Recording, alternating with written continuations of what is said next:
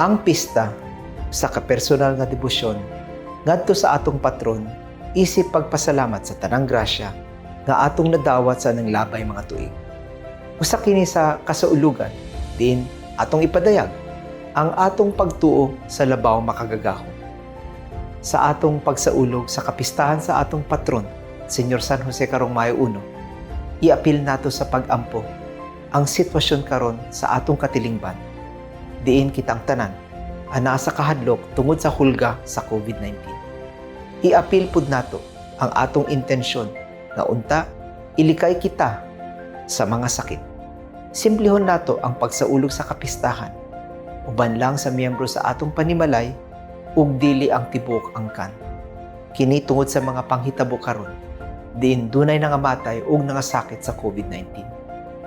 Dili usa nato dapiton ang mga naandang bisita aron malikayan ang dakong tapok-tapok.